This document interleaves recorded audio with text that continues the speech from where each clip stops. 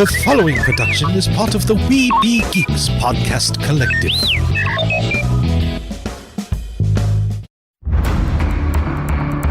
From days long ago, from uncharted regions of the universe, comes a legend.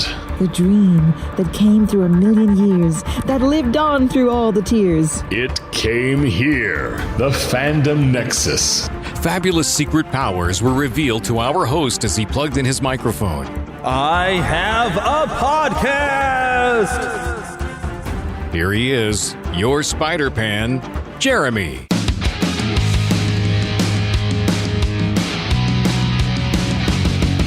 Hello and good evening, worthy friends. Welcome into the Nexus of Fandom.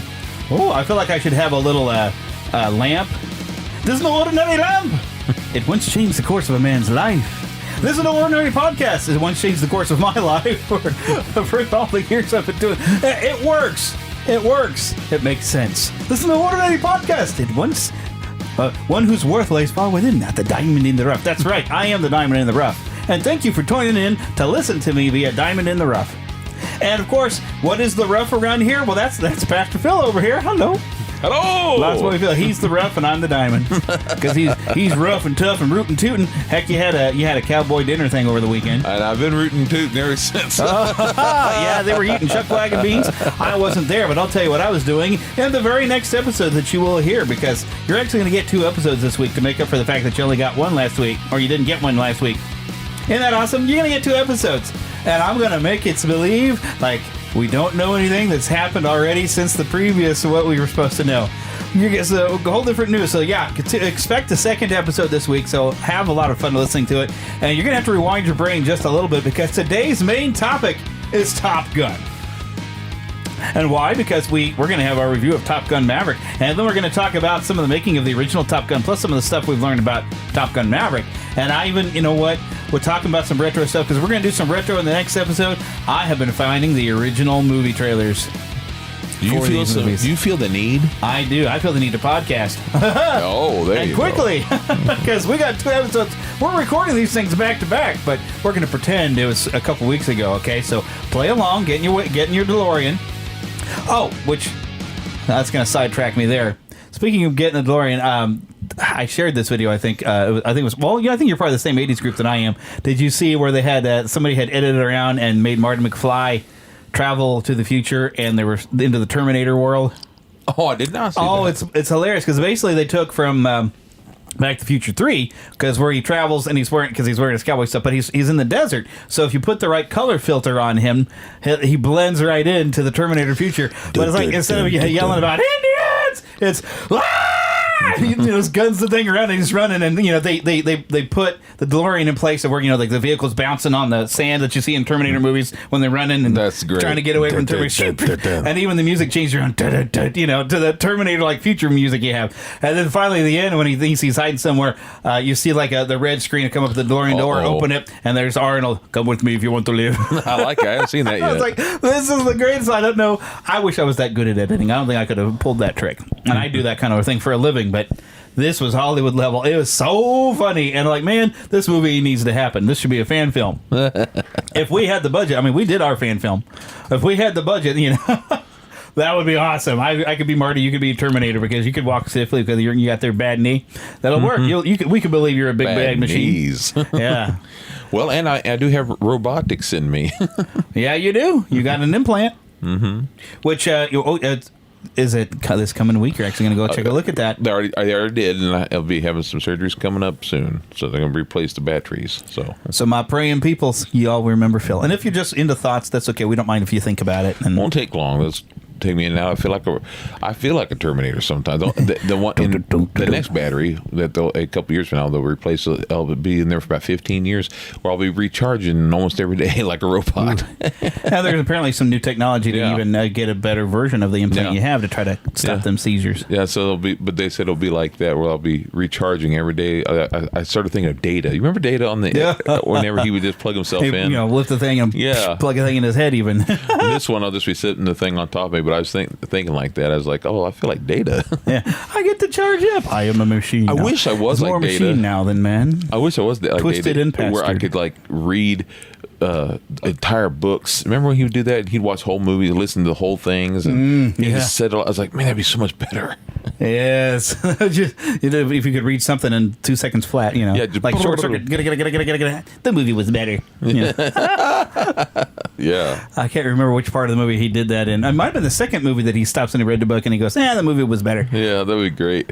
Oh, yes. Well, I do have a fun story I want to share for this week, which I will probably later share this on that story show because it's a good story and I think they'll appreciate it. But I got to tell you this story because this is funny. And I'm not going to drop any names. I'll just say, okay, so I work at a television station. And let's say you're used to the weathermen. They're a character. The wacky weatherman is a stereotype, and it's well deserved sometimes. Well, our wacky chief meteorologist, his office is kind of right next to mine, so he comes like the bug. He's 60 years old, but he's a goof. He's fun. Well, there was I can't remember what he was doing in my office or something. Probably asking questions. He likes to ask a lot of questions. He's one of those, how to win friends and influence people. Ask them questions. He takes that to heart. But he likes to come up with weird, fun questions. But anyways, I heard a small at one point. I kind of ignored it. I was like, was that what I thought it was? But then after that, there was a blatant. I mean, he was just let one, and he's just laughing and stuff, and So I was like, dude, what are you doing? You passing gas in my office. But anyway, so later on, he's over at the weather desk doing, work, getting prepared for the 5 o'clock news and whatnot. And I come out of my office because I forgot what I needed, but I was walking, and I go in passing where the studio is. There's kind of a wall that encloses it, and then you come around, and then so we were passing where I'm coming out of my office. And he was using the excuse, but he literally had lost track of where he had left his phone. But he's like, did I leave my phone in your office? And he rips a bigger one. He was just passing. Yeah, he was passing. by. And I said, you were totally trying to hold that to come to my office, weren't you? He's like, yes, I was. So because he was booking it towards my office, but since I stalled him out there in the hall, he let it fly in the hallway. But I was like, yes, I tell you what. So I got my payback. I wasn't feeling well that day. So while I'm standing there by the weather center, I felt something. I was like, okay, let me see if I can quietly get something out, And I did. It came out quietly, not a bit of a noise, but it had some stank on it, enough to where I had to step away from the area where I farted. And then when I made the move, he's like, what are you doing? I said, sorry, a little silent but deadly over there. He said, all right, well, fair's fair. Don't tell me this is going to be a new segment called Gas Prices. Oh, I don't even want to talk about gas prices after the road trip I did this past weekend. But anyways, I thought it was kind of a fun story. But anyways, let's get into some host chatter. I need to have a sounder for that, like, but I only have 4 buttons. If you did have a gas prices and it's about that, I'd hate to hear the sound effect you'd have for that. Wah, wah. I had to fill my tank. Wah, wah. Yeah. And now I'm broke. Welcome to the poorhouse. I'm homeless now. Yeah. We won't get into why. I'll leave that for shows that try to be serious. We're not trying to be serious. We're a bunch of screwballs in this here show. That's right. So hopefully we make you laugh occasionally. Even if it's at us. I will admit, when Eric, I really miss having Eric on the show. Eric is funnier than I am. Yeah, he is funny. He's a funny guy, and I've had people that had commented as how funny the show is, and I'm like, I don't know if that's me. I think it's Eric. Eric has got a great sense of humor, so we miss you, buddy. It's kind of wry. Yeah, he's got a good sense of humor that way. It's wry, but it comes out of left field, and it's funny that way. Yeah. Well, we're kind of weird and goofy. Hopefully people think we're funny. Oh, looks aren't everything, brother. No, I'm kidding. Yeah, if it was all about looks, we wouldn't be doing this on a podcast. We would be up on YouTube. That's true. And clearly we're not up on... Well, no, we're up on YouTube, but all you're going to see is our lovely image. Which, by the way, do you like our lovely image? I have... if you go to neverlandpodcast.com and go to our store, there are some new t-shirt designs available to you. Now, TeePublic, I recently have ordered some of my shirts. I ordered a pair of them. They came in the mail. I washed them, and some of the print came off. Right now I'm in the middle of trying to get that taken care of because it looks really bad. So I've taken pictures of it, and I contacted TeePublic hopefully to get these shirts replaced. But TeePublic is supposed to have some good customer service, so we'll see how that works out. But yeah, I do have some new designs available. Come and get them while they last, because who knows? I do have the old James Kennison of That Story Show had drawn me up a video game looking, old school video game looking castle. based kind of on Walt Disney World style castle. He did it. And I think that's the one that I think Disney more had a problem that I had Disney in the name of the podcast. I think that was more of a problem than maybe the castle. So, but they might suddenly cease and desist or tell me stop selling the shirt with the castle because I have the castle. But see, this time I have your drawing of me in front of it in my He-Man pose in front of the castle, like the old school days. So. And I might put like the older designed castle in there at some point as well, just to play around. I'm trying to make some fun things available, and and funny things that happen on the show. I should start making shirts of. You with some have a sayings. podcast. Yeah, I wish I had some of the great lettering that Dee had made me before, but when my hard drive went, I lost a lot of the really great letter art that she had done for me. She's awesome. I have a podcast. She did some neat stuff. I've learned how to do some of that though now, so I'm not as good at it as Dee, I don't think. But oh, she's great. I'm getting better. Time. Yeah, but before I get into like what have I been watching and stuff, I want to add in a what have you been reading? Mainly because, now, I gotta be careful, I don't want to spoil anything. But on our last episode, we had Gary K. Wolf on the show, the creator of Roger and Jessica Rabbit and Baby Herman, all that kind of thing. And so I've got 3 of his books now, and I sat and I read Who Censored Roger Rabbit. Since then, I've also started Who Whacked Roger Rabbit, because he did say that he started working on that one actually before he did Who Plugged Roger Rabbit. Roger Rabbit. There we go. Roger Rabbit. But Who Censored Roger Rabbit? My goodness. You want to talk about night and day. It was entirely different from Who Framed Roger Rabbit. I mean, they based it around there. And they took his concepts and his characters. But they did it completely different. His take on a lot of stuff. Now, Baby Herman apparently does have a cartoon show, but like Roger was trying to be in the comic strips, and basically they would be taking photos of Roger doing whatever, and he'd be his comic strip. But he was in a comic strip as a sidekick to Baby Herman. But when they talk, like a word balloon pops out of their head, and they don't always have a sound. They usually, so in order to know what they're saying, even when you encounter a tune, you might have to just read their word balloon. And he even talks about the font that will be in the word balloon might have something to do with the emotion behind how they said it. But sometimes I guess they could also be audible. And Jessica, being so much humanoid and she was doing like modeling advertisement and stuff. She got to the point where she just wouldn't pop out a word balloon because she would just do actual vocal. So she would talk. Yeah. But Roger tended to not do that. But I hear the Charles Fleischer voice regardless. Yeah. Although there's no P's at all. Roger doesn't talk like that. Well, that was him. Charles. But it's Roger's kind of a completely different type of character. Yeah. I don't want to spoil things in the book, but that book was really going to be completely a standalone. I mean, there's really no way to continue on. And except for more adventures with Eddie Valiant, but you probably would not have had Roger and Jessica Rabbit or anything in a sequel the way he set it up. But that's all I want to say, because it's a completely different story. The characters are not exactly what you expect, and it doesn't end in a way that you would have expected. I was kind of surprised. Now, I'd say it's worth a reading. It's a good book, but I must say I did enjoy the movie better. Very very coincidental.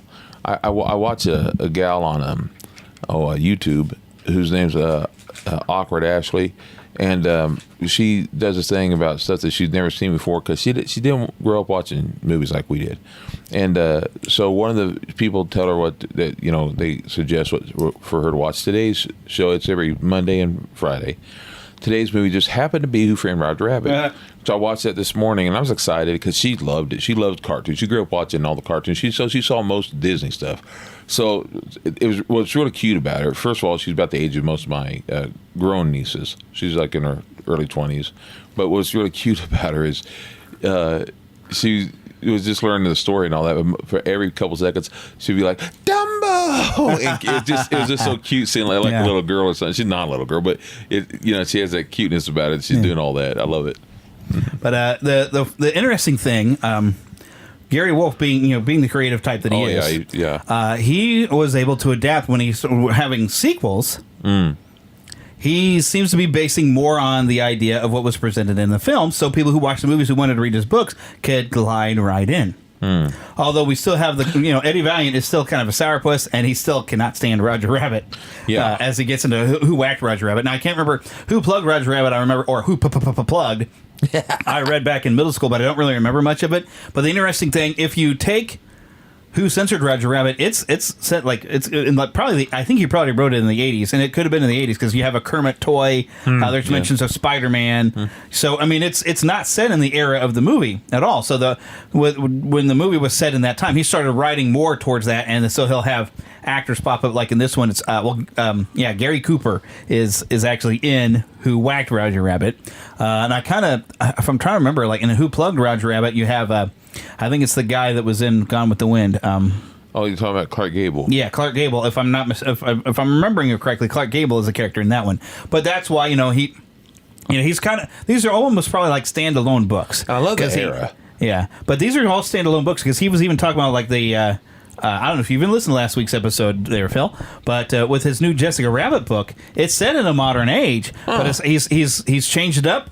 Where Jessica starts as human, but he'll go into how she becomes a toon and meets Roger by the end of the book. Apparently. So I want to read it, but I think each one of his books could stand on its own 2 feet, completely separated from all their other stuff because they don't really fit together. So are these like full novels? Okay, yeah, yeah. This is so he's got 4. Well, there's like a Roger Rabbit trilogy, but I don't think they are linked really so much at all. So you can probably read them in almost any order. And then this new Serious Business, spelled with an X, y'all, that you can get on his website, GaryWolf.com. It's a Jessica Rabbit story set in modern time. So it's almost like I think it would probably link more towards the original Who Censored Roger Rabbit in that. But to me, it seems like he's writing these as good just standalones where you could read any of them. But if you want something that feels more like the movie, you're going to go probably with Who Whacked or Who Plugged. But although he does keep his concepts of the word balloons, and his description of Toontown in Who Whacked Roger Rabbit is just quiet in there. Because it's all toons, and they talk to each other in word balloons. They don't need to vocalize. They can word balloon each other. And even sound effects go wham in letters. So... You go. The Valiant is basically talking in that the only thing he really likes about Toontown is it's peaceful and quiet, but it's not that peaceful because everything's a really bad joke. Well, because definitely in the movie, I love the movie, but at the same time, I get headaches real bad, as you know, and so things need to be kind of calm. That's not the way I was as a grown up. Jeremy can abide to that. He can tell you that's true. But man, I'll tell you, when I was a kid, I loved it. But watching, even just today, watching that, bits of it, I was getting a bit of a headache because it's so bombastic and bam, bam, bam, bam, bam, and I'm just like, I can't. It's so bright. It's Tex Avery style. That's exactly what it is. And I was thinking that while I was watching it. I was like, this is like watching all the screwy squirrel, the crazy parts of Droopy, which is why it's so fitting that Droopy's in there. Yes. Yeah, that was the other thing that was so funny about watching that today. Watching that gal watch that, she knew these characters, some of them like Droopy, but didn't know who he was. She didn't know his name, and it made me feel so old because I was like, oh my gosh, I'm old. But I remember that character exactly. Well, heck, they weren't new characters even when we were kids, but we had television stations that showed old cartoons. So we got to see Woody Woodpecker and the Pink Panther and the Flintstones. That was something that someone I was watching something yesterday that made me realize we're the last generation of a lot of things that we didn't know. Yeah. Well, every generation is the last generation of something. But this was a lot of things. Yeah, it was a lot of things, but we just didn't know it. We just didn't know it, know? So, alrighty. Want to kind of cruise by theory of what have you been watching? Of course, we have to mention Obi-Wan. We've been getting to watch the Obi-Wan Kenobi series. Which, I've enjoyed it so far. Yeah, I'm enjoying it. There was some flaws that I could point out. Sure. I hate how having agendas stuck into a series. Yeah. And there was some clear stuff, with the style of what they want to do that I noticed. Now this 4th episode felt different from it, but Obi-Wan, now this is a man who's been a Jedi, fought in the Clone Wars. He's done some undercover, he's very capable. Now, granted, he's separated himself from the Force in order to not be detected. And he's kind of given up there, and what we see in that first episode. But he is completely a bumbling idiot and inept. And constantly being saved by women. Even if she's 10 years old. because he's the one who makes a mistake and calls her by her real name. He's completely he's kind of a moron. He got that though on his own. He got out of that on his own. Yeah. I mean, yeah. But you don't lose the ability to think, But he became kind of a bumbling idiot. And but I noted like the main thing, he is being saved by women all the time. But now that did seem to change this last episode. But I noticed that, and I'm like, that's kind of that. Well, we have to make sure we're pushing for strong women. Like, but don't do it that way. Don't do it as an agenda, because when they bring women in and we want to have more strong women characters, they always have to make the men pitiful. Yeah. And by we already discussed this, like kicking him in the groin. That's it becomes such a. I don't just mean this on Star Wars, but I just mean in general. That's become such a thing that it's not if, it's when. Yeah. But when's it going to happen? How often? And it gets so old. It's lost all of its humor, for me personally, at least. It's lost all of its humor. It's almost like, okay. Like, the main hero of this story is a man. Okay, well, the strong female character, we're going to make her kick him in the nuts. And I can almost promise you in Thor at some point, I almost expect that Jane Foster will probably kick Thor in the nuts. Probably. I expect it. I hope not. Not for that it bothers me that much, except to say, come up with something new. That's all. Either she'll do something to make Thor look stupid or pathetic.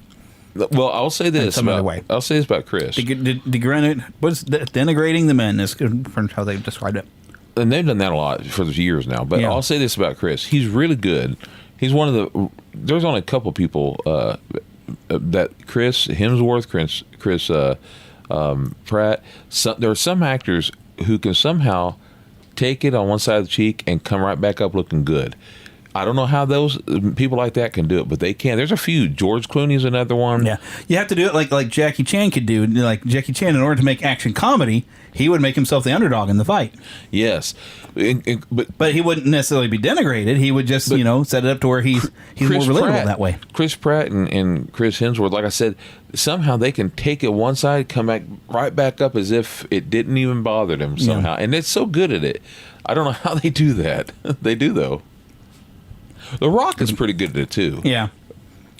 Although that's not an insult to The Rock, because I really do love him, but he's pretty much the same guy every time. I mean, he's a character. Well, he's a character type. Yeah, he is. A character type. Yeah. But we got to keep the show rolling because I got so much to do. So I don't want to sit on that. Get stuck on that for too long. Because the other thing I've been watching, I have discovered on HBO Max that Doctor Who is there. I had found it before, but I forgot.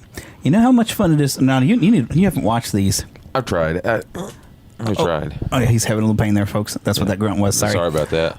But have you watched the Christopher Eccleston Ninth Doctor ones? No. That's where I started watching, and it's very different from when your sister Sherry used to watch them. Yeah. She still does, but I don't watch it with her. Yeah, but so these new ones you could actually step in. But I am finding that now that I've come back and watching them again, that stuff I didn't quite get, now that I'm more familiar with the Doctor Who universe, I get it now. So.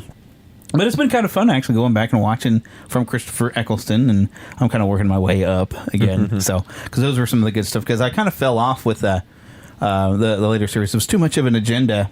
Yeah. And so I quit. I saw some of that. Yeah. I mean, bits of it. And they're trying to fix it. They've got another new doctor in there, and I just don't know that. It's like, I don't think it's going to be quite the same. But it slowly fell off. I mean, you could really... I liked up through Matt Smith.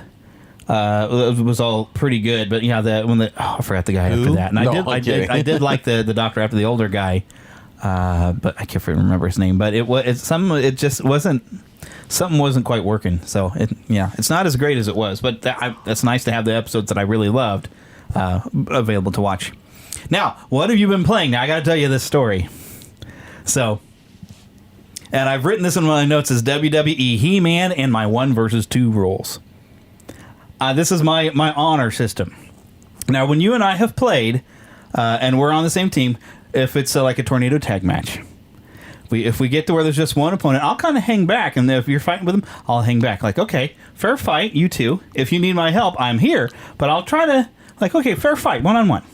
And I even had we did a pay-per-view, and I had fallen behind a tornado tag, and it was just me, and the computer guy was coming after me, and you were playing as supposed to be a face character as Mario. You were Mario, and you were going to go for a chair. Now, me, I was actually a heel character. It would make sense for me in a situation, it's a 2 against me, that I would grab a chair to try to fight back.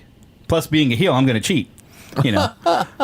But as a face character, you've already got the advantage because it's a 2-on-1. So you grabbing the chair and bringing it in, it's like, hey, that's a heel thing to do. If you do that, I'm going to have to turn Mario heel because that's what hero would do that. Yeah, I usually don't do cheating stuff when I'm a hero. But now, depending on the situation, if there's several people on me, that's one thing. Right? Yeah. If you are the one versus the 2, okay, yeah, bring an equalizer. That makes sense. That's trying to be a fair fight. But of course, if they're fighting you, okay, well, one of them's going to be on you at a time, the other guy's going to hang back. Okay. Fair fight. That's honor among warriors, right? Well, the computer does not have honor among warriors. It's computer. Yeah. I got into a tornado tag match. It was He-Man. I was playing as He-Man with Stratos as my partner. And we were taking on Apocalypse and Thanos. Stratos got his butt handed to him. Oh, that's a big match. I can't believe how many times I managed to kick out, but I'd managed to pull off a finisher and everything. But Thanos and Apocalypse, because it's tornado tag, had no qualms, but of course they're the heels, it's okay, of beating the tar out of me and getting in each other's way to where they would actually interrupt each other's moves. So they were beating the daylights out of me, double teaming, but He-Man kept coming back, and I would gain a finisher on it. I managed to get a finisher on one, but of course I could never pin, but it would give me a chance to try to fight with the other one. And I thought just maybe I'll find a way to win. I didn't. But what was funny, and I have this video up on the Neverland official gaming channel. One of them had locked up or started to do a move, and the other one hits me, and the computer got frozen in the animation or stuck to where He-Man was walking on air, and one of them had tried to fling me into the ropes, and I bounced off where the rope should be at the bottom in mid-air, and it stayed like that until somebody hit me and locked up, and it brought me back down. So it was kind of funny. That is funny. Oh, we're walking in the air, you know. So He-Man was fine. You were doing a Looney Tune thing for a second there. That wasn't Looney Tunes. You never seen The Snowman?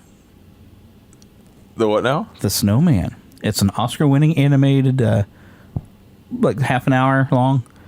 There's no dialogue in it. It's all music, but it's about a little boy who gets some Christmas snow. Oh, I have it. Right. Yeah. You know what I'm talking? The Snowman, but it's walking in the air. No, I was talking about the fact that Looney Tunes sometimes will walk on the air, thinking that's. I thought you thought I was doing this funny voice, but I was kind of doing. I have to hide in falsetto. Okay. No, I was talking about. I was about to say you didn't know about because I was about to I'm gonna dig it up. You're gonna have to watch it. No, I've seen it. I thought although Heather doesn't like it because but snowmans do what snowmans do. They melt. They melt. Yeah, but there's a second one. It's like he comes back. I mean, Frosty melts too, but I guess that was traumatic for Heather when she was little when Frosty melted in the greenhouse. I understand that. I get it. But so I think she relived that. But anyway, I'm getting sidetracked. The other thing I've been playing this week, these past few weeks, this is kind of a funny story. So when I set up my account over there at GameStop to become a pro member, my goal was when I purchase things, I get $5 a month to use, and I would make a purchase, and that earns me reward points to build up. Of course, I found out that's about like getting 20 cents on the dollar in reward points to build up towards getting a PS5. So I wasn't really gaining any ground getting towards my PS5. And so I had bought Resident Evil 8, also known as Resident Evil Village, or Village Resident Evil, however you want to phrase it. I had bought it for PS5 thinking, oh, great, this will be awesome. When I finally get my PS5, I'll sit and play that. Well, I noticed I wasn't getting anywhere fast, and even my latest purchase, and I've posted it up to my Facebook page, where I bought the Fantasia Sorcerer's Apprentice Mickey there, and he's got the broom circling, and it plays music. Cost me about darn near $100 I paid for that thing, but I had to get it. But I'm like, I love it. But I was like, I'm not getting anywhere fast. So I'm like, you know what? I'm going to take this PS5 copy, trade it in over GameStop, and get myself a PS4 version. It's stuck in my head. Thanks a lot. Sorry. So I've actually gotten to play through Resident Evil Village now. Fun. And had a heck of a good time. I am going to probably put some video up on the official gaming channel. It is rated mature, folks. Don't let your kids watch because it is a scary type of game, and there is some language because when your main character Ethan gets injured. Because part of what they like to be horrifying is they realize it's first person. They like to do horrible things to his hands because you're seeing it in that perspective. So they'll have like a lichen bite some of his fingers off. Oh, Lord help me. Right in front of you. So you're watching this. So, and it's just to mess with you. But it's don't let your children play. That sounds terrifying. Yeah, but it was a lot of fun to play because how this was set up, it reminded me of the old style Legend of Zelda games where you have kind of a central hub area, and as you unlock new abilities or weapons and gain more things, you can go into new areas. And, they call it like a Metroidvania now because you get like a new weapon. So, this new weapon I have allows me this ability to traverse this, and they even had some nice things where you could, instead of pursuing the story, you could stop and go for treasure hunts and buy, find and unlock new treasures, and that allows you to upgrade your weapons or buy new items that gets you to go further. So I was really enjoying that aspect. And I love the way the merchant, who's this Duke, when sometimes when you leave his shop, he goes, "Have a grand adventure." So instead of like treating it like it's horror game, it's like an adventure game, but it still has the horror elements, and it's can be downright scary and dark, and the fun thing about Resident Evil games for me is I don't like horror movies because you're not allowed to blast the monster in the face with a shotgun, but that's why I can still have fun with Evil Dead 2 and Army of Darkness because you get to blast the things in the face with a shotgun. Yeah, that's what fun. makes Resident Evil work for me is blasting things in the face with a shotgun. Army of Darkness is fun anyway because it's kind of tongue in cheek in no sense. It is. I love that one. Yeah, that's a blast. Yeah, literally that. And there's a game of that I really want to try. I don't remember if it's out yet. It is out. It is a multiplayer game. I'd like to try that. It is difficult as snot from the video I've seen of it. I've seen groups of people struggling trying to get through. Because you're being swarmed by the Deadites. And I was like, ooh. But it's got a lot of cool stuff, and it's got Bruce Campbell's voice in it and stuff. To me, how could you go in? What else? So it's one of the ones I'm going to wait for the price to come down on it. I am going to have to get it just to play with it. Now that I am online now with PS Plus, so I'll find some friends to play with. But it's not your usual style of game, Phil. Speaking of which, though, brother. Speaking of games, the ones that we're looking forward to, which I am going to mention in the next episode. Oh, I'll shut up. But I'll go ahead and say so now. June 16th, Teenage Mutant Ninja Turtles: Shredder's Revenge, and that's right around the corner. Right too. And this is my payday week, which means I get $50 this week, which I won't need the whole 50. But I have seen on Nintendo Switch, it's like you can pre-order it for $25. But I want to get an actual disc, and I want to have it on the PlayStation because that's where I'm online and I can play with you. And bring Freddie around. Little Freddie can have a ball with us. A game that I do intend to get. I wasn't, I haven't bought Madden in a while. I was going to get last year's because it had Mahomes on and it. Brady on the cover. I don't like Brady, but I like Mahomes. So I was going to get that, but I didn't. And I didn't because I was told that it had a few things wrong with it at first. Yeah. But I am going to get this upcoming one because one of the covers you can get, and I want to get, just like you said, the actual disc. The reason I want to get the actual disc is simply because the cover and everything else. The reason why I want to get it is because there's an Ultimate Edition. It won't be cheap, but the Ultimate Edition you can get, and it has my favorite cover, which is the original cover.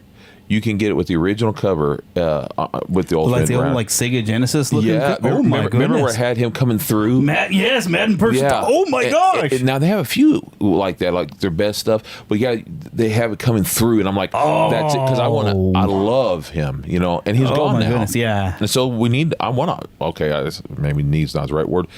But I want to honor the man. That's why I want it, because I want to honor the man. I love the man. Yeah. In my opinion, they need to go back to having at least recordings of him, because we got those recordings. I want to hear him. Boom. I want to hear the booms. I want to hear. Remember when you used to get suggestions from him? He'd say, "This might work." Yeah. I want to hear that again. You could get in the Madden's picks.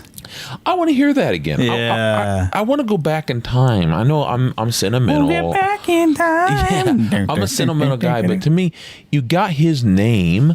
You might as well enjoy those things, because that's what made Madden. And I know I've heard kids and stuff saying, "Who's Madden?" And imagine that. It's Madden that makes Madden Madden. Well, yeah.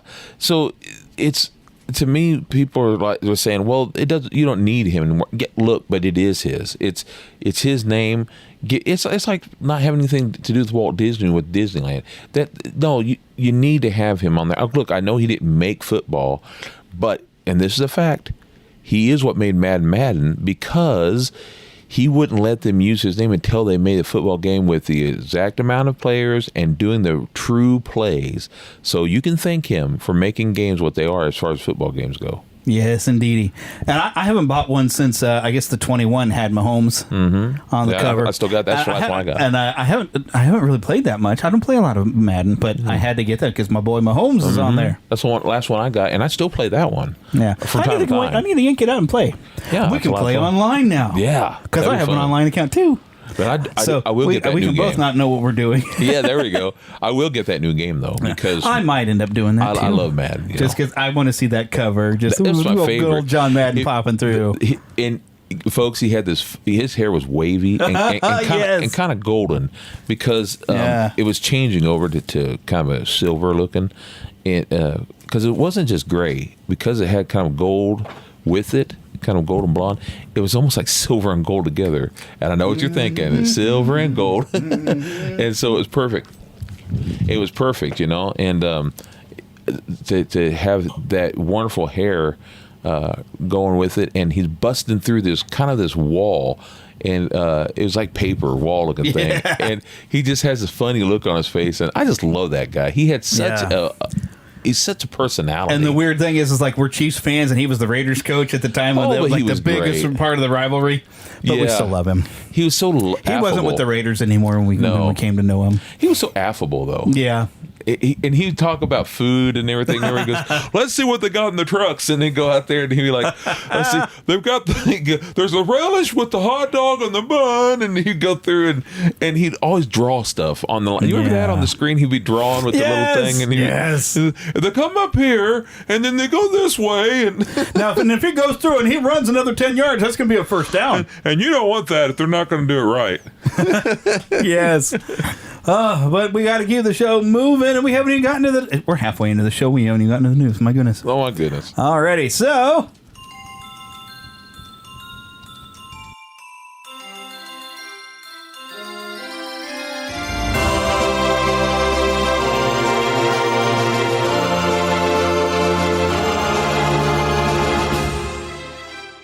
Spanning the Disney and geek universe to bring you the best in comics, toys, movies, and entertainment.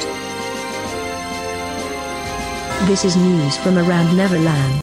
All right, so, okay, you might say that we're a little slow getting to some of this. Okay, because we haven't gotten a show out like and scheduled. But there was a PlayStation Sony State of Play for June, and they put out... then it makes them not necessarily fully announce these games. Some of them had already been announced, but and I don't think there's any dialogue in this first. Well, there's something. I need to turn that down. That's really loud. But this is some footage of a game called Stray. Now, Stray is, I think it's some like science fiction, but you're playing as a cat. Huh? Yeah. You're this little stray cat, and you got this little thing on your back. I'm trying to get to where I can see the options here. Because there's nothing to talk. But see how you got this weird environments you're going through. There's something up with this world.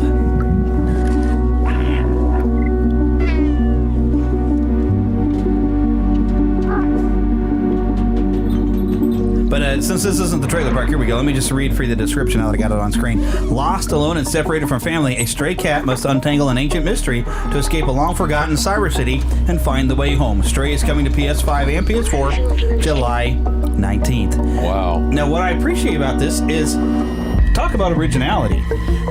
My aunt would have loved that. Mm-hmm. Now, I have seen that there is I can't think of the name of it. There is another older game that I completely missed where you're playing as like a dog deity of some level, like ancient Chinese kind of. Really? But you're playing as this dog, and you can actually pee on stuff, apparently. But it's more of a cartoony-looking style, but like classic-style artwork looking. But it's really kind of neat. But it's doing something unique, and I appreciated like one of the recent things I've picked up for the PlayStation was Goat Simulator, where you're just trying to cause as much destruction as possible as a goat. Notice you didn't have the cat one in China. I'm sorry. All right.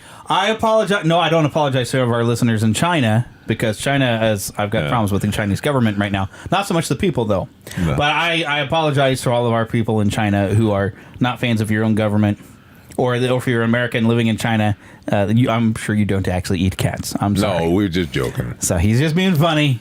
Yeah. So please don't send me hate mail. No, I'm sorry. Please don't send me hate mail. So it's in a world where we can't make a joke like that, and everybody just say, "Oh, I see, you're just being funny." Yeah. I did, however, this morning have cats up. That I don't know why it's misspelled. Yeah. Alrighty. Also, there was a bit of a look during the state of play of the upcoming Final Fantasy 16. Now, I think there is some trailer that has some dialogue here. They call this the Dominant trailer. But let me read some text. It says, in a world ruled by tyranny and turmoil, there are those who would fight to take back control of their fate. I wonder if there's a description of the game. Who are we? What are the Dominants? The power we wield. It wears away at our very being. It breaks us. It unmakes us. That its immaculate aspect might reveal itself. The icon. There's going to be another war, isn't there? Every day we delay brings us closer to disaster. We must move now.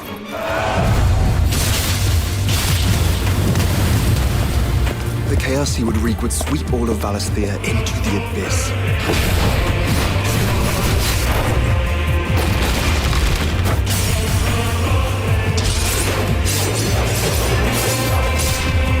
I unite the Dominants, that we may bring an end to the strife, and found a new order to see us unto tomorrow.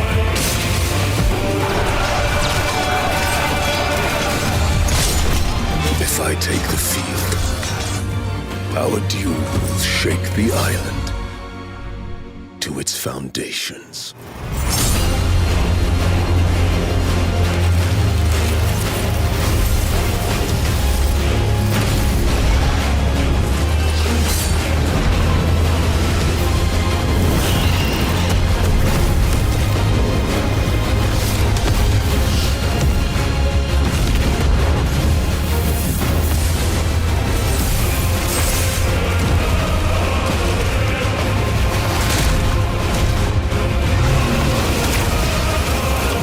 Be losses, it is true. Yet for every citizen who falls, another can be bred. For every home that burns, another can be built. The Empire will live on.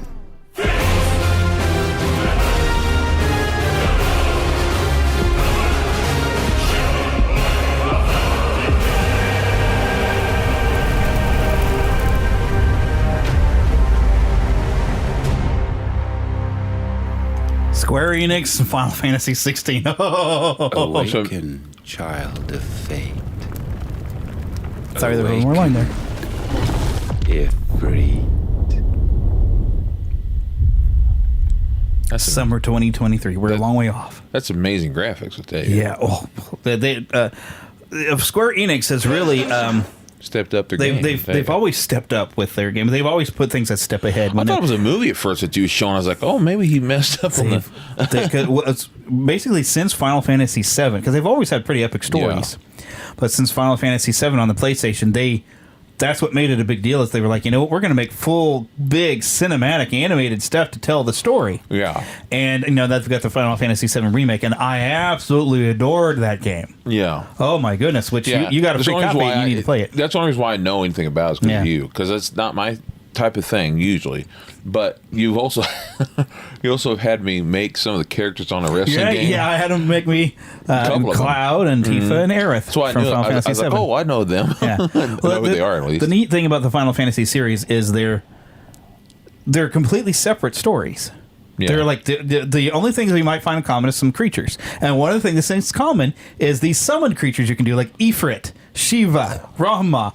But now we're seeing in this trailer, these summoned creatures are perhaps ravaging the world, and maybe your main character is able to just summon Ifrit, but all these giant summoned beasts are all running around, and like it looks like they're wrecking the place, and you know who the bad guy is when he's got this line like, well, if people die, they can be bred. If the houses burn, they can be rebuilt.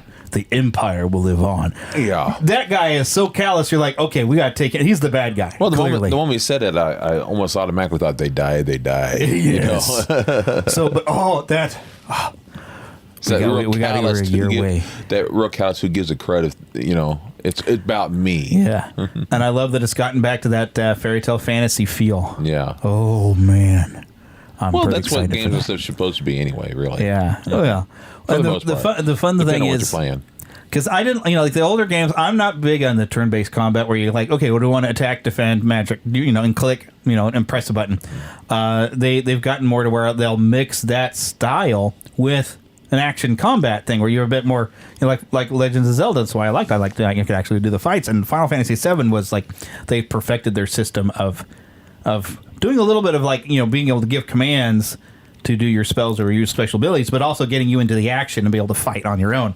And this, oh wow, it looks like they've really stepped it up. But it's a year off, year away. All right, but we better get on to the next.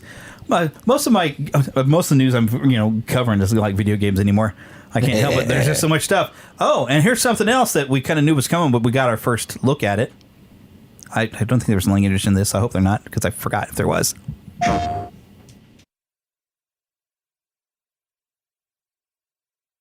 They're saying 3/24/2023 right now on screen. It's quiet.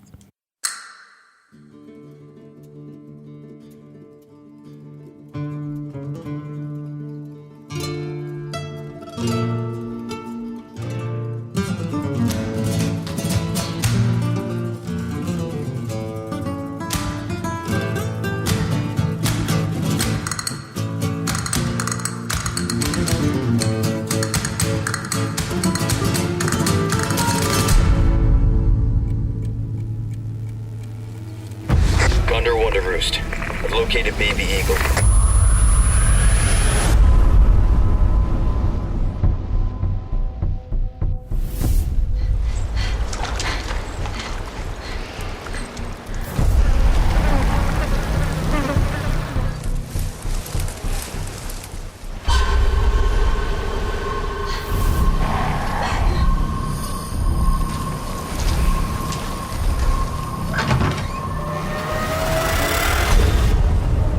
Guess you, me, picked the wrong spot to vacation, eh?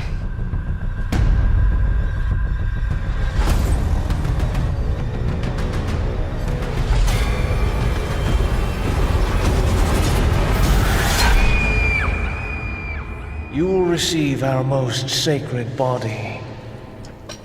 It begins now.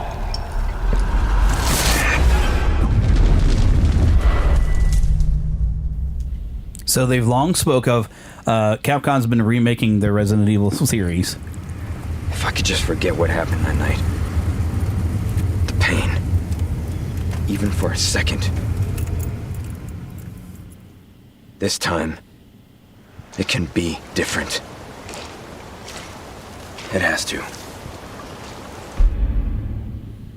So March 24th of next year. This is when I'm a little iffy. I've really enjoyed the remakes so far. They're a lot of fun and in a lot of ways because the old games were on the old PlayStation. Yeah. For 1, 2, and 3, and so hey, we can enhance those, and they've kind of changed the format, but they kept a lot of things the same. And one of the things I enjoy about the remake of Resident Evil 2 is, so they've always said that it's somewhere in Middle America. There's what they call the Arkley Mountains, is where the mansion was in the first game, somewhere in the mountains near a small town. Now, as you get a little bit more detail on it, I was calling it, the only mountains you have in Middle America are the Ozarks. Yeah, they do look similar to that. Mm-hmm. And when you see them, it's like, that looks like the Ozark. Well, of course, the Ozark Mountains are not, we're talking like smaller mountains. They're not, they're not like Colorado different. Or the Appalachians. Yeah, it's not like Wyoming or anything. It's right, but we have big hills that are pretty much mountains down in South Missouri. But I don't want to get you sidetracked too on because we do have to keep moving, but I got to point this out. So I've always said that this was clearly somewhere in Missouri, and the Resident Evil 2 remake for me confirmed it, because at the beginning of the game, when the character we have in Resident Evil 4, Leon S. Kennedy, or Claire Redfield, whoever you're playing as, pulls into a gas station, you know what the name of that gas station is? What's that, Retail? Ms. Oil. That could be. To me, that's like a shirt from Missouri Oil, because Missouri University, they call it Mizzou. That's true. Ms. Oil. That's a good point. I was going to say, they're kind of smart in doing what they're doing, though. They're making it kind of, it could be almost anywhere as long as it's mid. Yeah, it's still kind of fictional. Raccoon City does not exist. We know Smallville is supposed to be in Kansas, but it's that kind of that it just has a symbol. And I appreciated in Smallville that they would look into Metropolis, and I was like, that's looking at Kansas City. Kansas City's Metropolis. That's what I did it in my head. But I kind of figured, because Raccoon City sounds like the type of city you would have in the Ozarks. It's named for a raccoon. But Resident Evil 4, I kind of hold back on this one because Resident Evil 4 was just darn near perfect when it was originally came out. It was originally a GameCube exclusive, if you would believe that. Nintendo Family Friendly put something like Resident Evil 4. And it was darn near perfect. It was...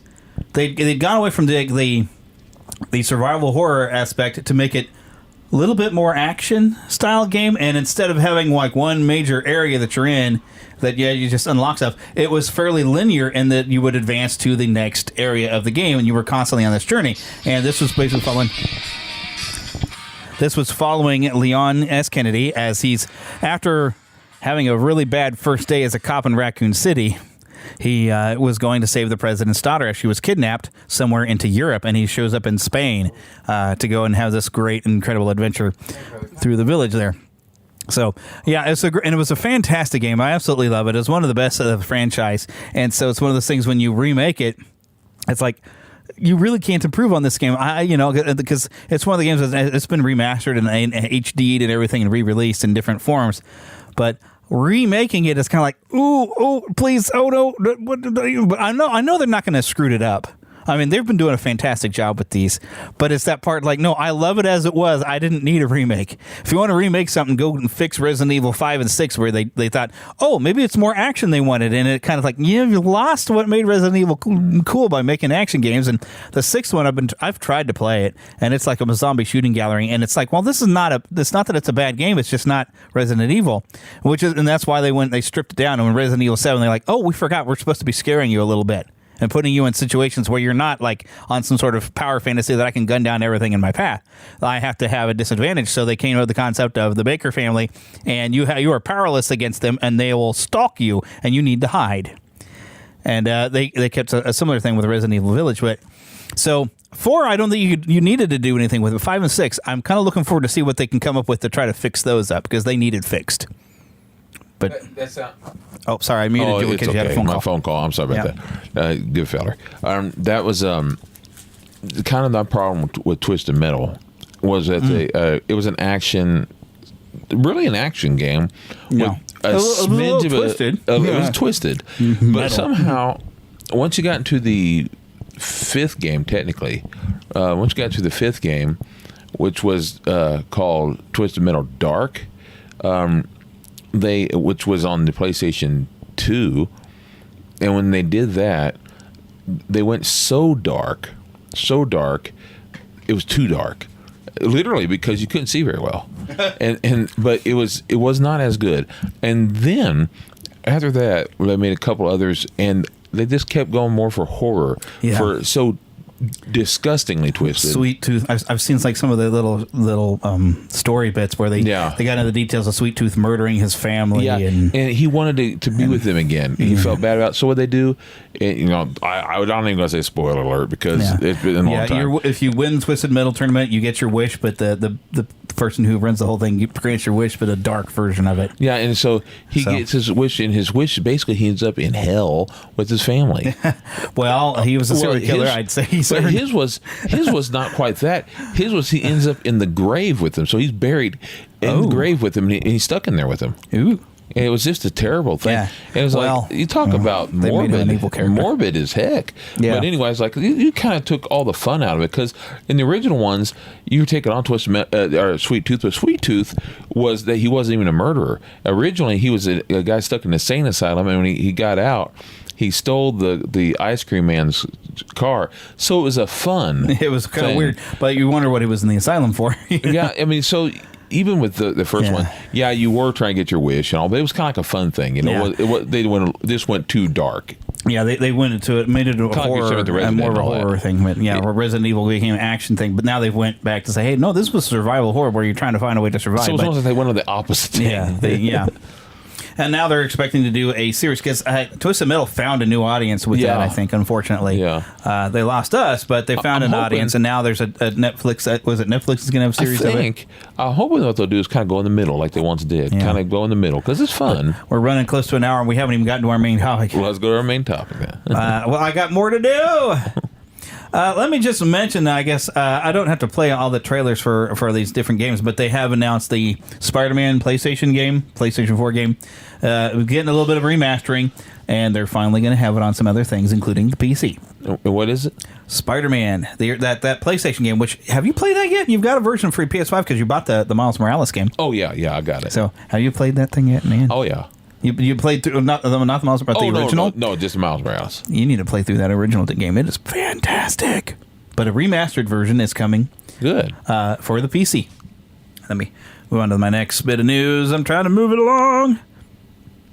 And you know what? There was a launcher. There's some other games that I'm just going to skip over. Something was Lost Ruins that I kind of looked at. I was just trying to go through, and then Steel Rising. A couple of other games coming out. I'm going to skip past those. In fact, we're just going to go to the trailer park. Mama, another gator got in the house. Another gator? Give me that shovel. Come here. Get him, Mom. Get that gator. The Neverland Trailer Park. All right, so I have some. These are by the time we're getting this out, these are older trailers. But Disney put out a new teaser trailer for what Disney Animation Studios are doing. So Disney gets a little bit of a coverage this week.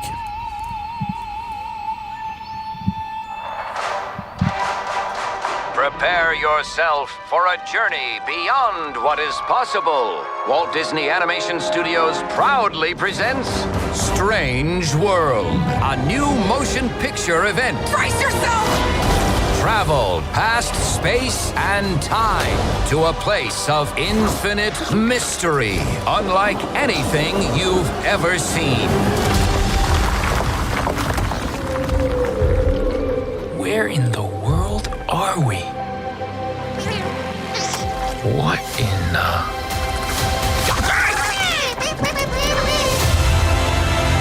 We are in way over our heads. I'm not an explorer. I'm a farmer. Whoa. We need to get out of here!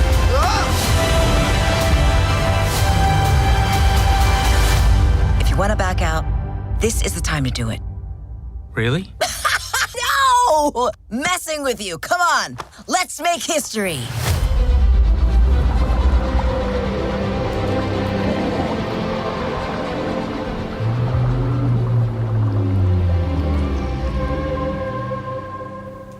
So Strange World's coming this fall, this November, 2022. And the one thing I'll credit on this trailer is the style of like an old 50s, 60s sci-fi I like it. movie. Remind me of right away? The drive-in thing that they have at Walt Disney World. It reminded me of that, but it reminded me a little bit of Lost in Space type of style. Yeah, I liked it. Yeah. I'm talking about the original. The original Lost in... Yeah. Yeah. So I like the style of the trailer, and that makes me curious.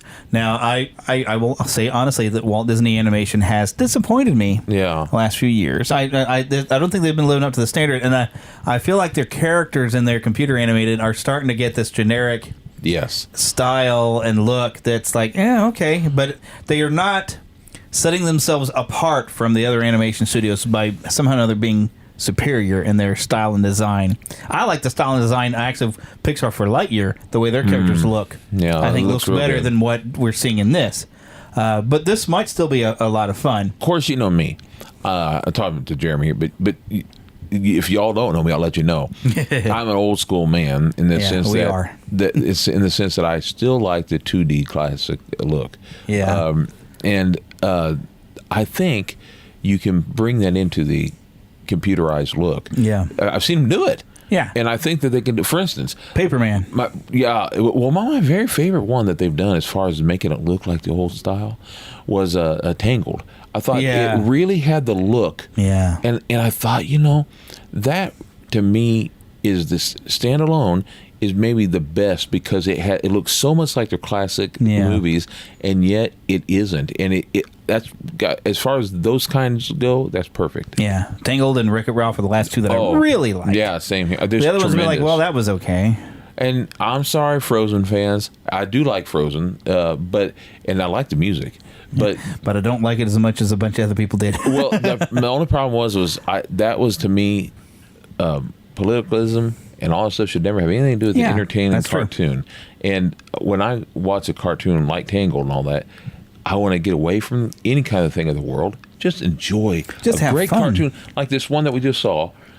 So far that just a split second, it was fun. Yeah, but right now we don't know anything about it. I hope it's going to be fun. Yeah, I hope it is. Me too. I hope it is. But yeah, it doesn't need to have so much agenda. And one hope I have with Disney, I hope they get back into that to where there's no left, no right, just Disney. Just good storytelling. Because, man, it used to be that. It didn't matter what you was into. You go to Disney, and you're going to have a good family fun time, and that's what I want again. Yeah. I'm going to go ahead and still play this little trailer. Even though when we're recording this, we'll talk about next episode. The first episode of this has been released, and I did watch it today. I haven't seen it yet. The world has a way of making people feel small. We are connected, each of us, to those who came before. Cosmic. I always wanted this kind of life. And I think I have this bangle for a reason, but I don't know if I'm ready for this. You're Kamala Khan. You want to save the world, then you're going to save the world. I've never seen powers like that. Bring her in.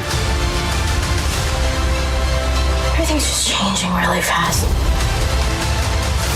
If you save one life, you save the world. I want you to go home, and you're going to ask yourself, who is that girl I see staring straight back at me? You're reciting lyrics from Milan. I am. You are.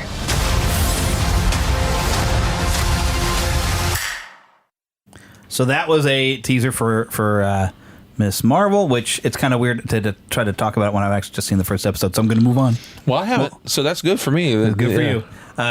But yeah, because if I say something about the trailer, it's going to be tainted by I watched the first episode. Yeah. So don't say anything, and that's okay because I haven't seen it yet. Yeah, we're going to move on.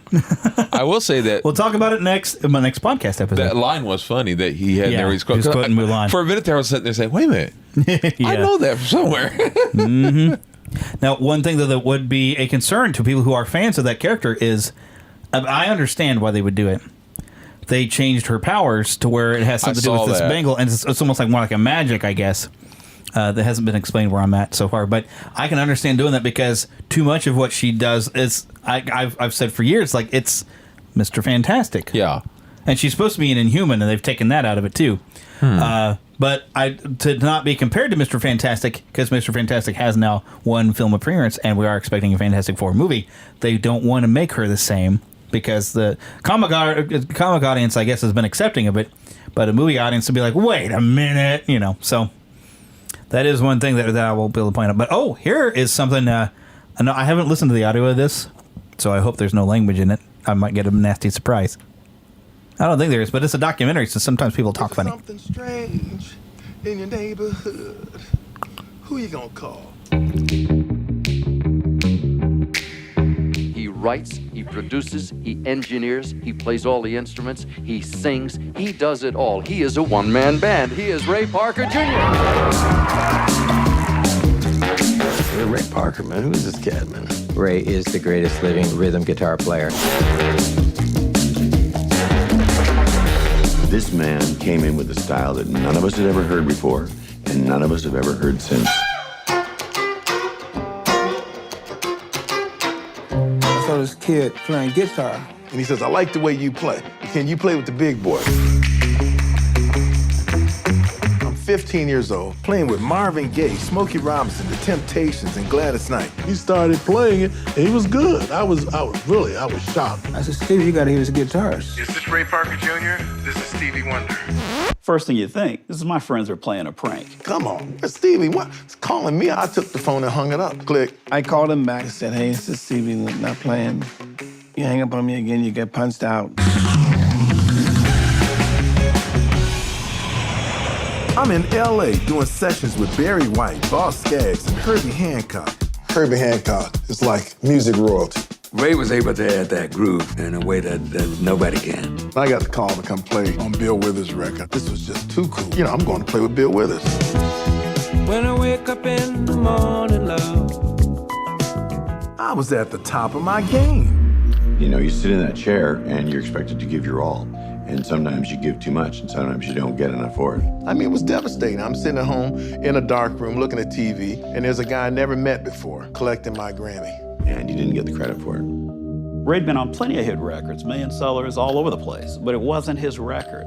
As a studio player, you were part of the puzzle. I wanted to be the whole puzzle, and so did Ray. He was dreaming of stardom, you know, and his dreams came true.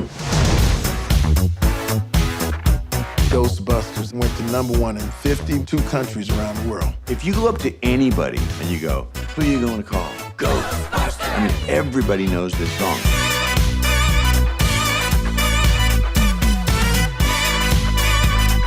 I ain't afraid of no ghosts.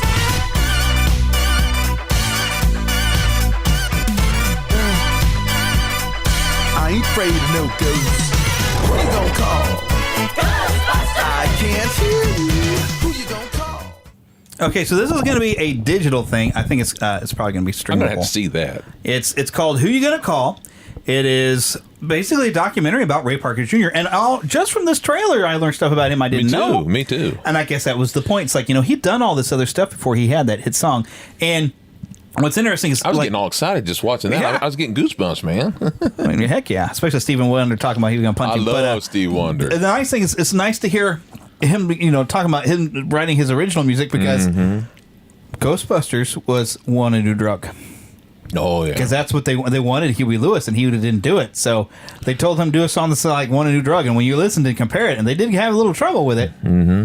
But still, Ghostbusters, the song stands out. And I love that song too. Want a New Drug, yeah. Well, no, I mean, I don't not mean lyrically like that. so much. Yeah, not lyrically. I'm talking about the beat. Yeah, Huey Lewis is great to do, but that song, Ghostbusters, to this day, and some people probably only hear it at Halloween, but me, no.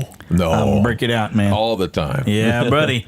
I mean, you guys don't know this, but I'm looking over here where I live. I got junk around all over the place, Stephen. I'm looking over right now at the Ghostbusters toys and stuff all over near me. I got collections of things, and I love Ghostbusters. Yeah. Oh, indeedy. But that's pretty much why that trailer is here. Yeah. And I think they released that. We had Ghostbusters Day here not too long ago where we had the anniversary of the film, which they said, why don't we have Ghostbuster Day? I'm like, cool. Yeah. I'm down. I should have celebrated it by watching some of the movies. Oh, yeah. Alrighty. We ready to get controversial? Just in case we didn't take anybody off with it. Sure. Let's do it. Let's tick them off all the way.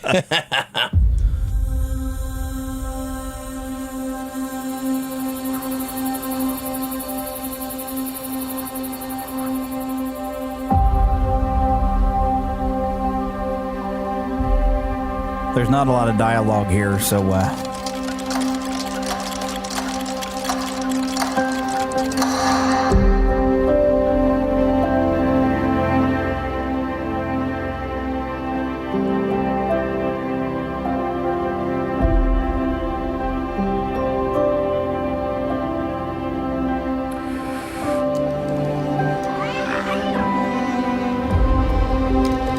Starlight, star bright, first star I see tonight.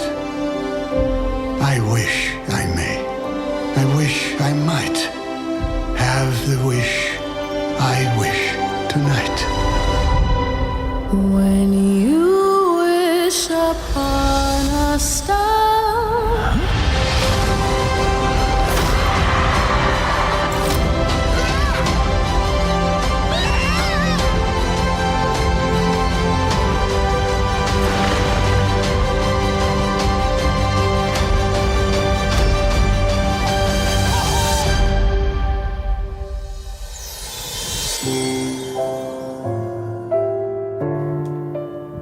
Okay, so clearly y'all recognize some tunage. This is Pinocchio, the live action, which is not even going to theaters. It's coming straight to Disney+. Terrence, streaming on Disney+. Now, here's the thing, and I won't even bother reading all the different comments. This has not gone over well. Yeah. And they even say in this trailer, timeless classic. And everybody says, if it's so timeless, why are you remaking it? The remake train is coming to a crashing halt. People are finally sick of it. I've been sick of it for a long time. Yeah, me too.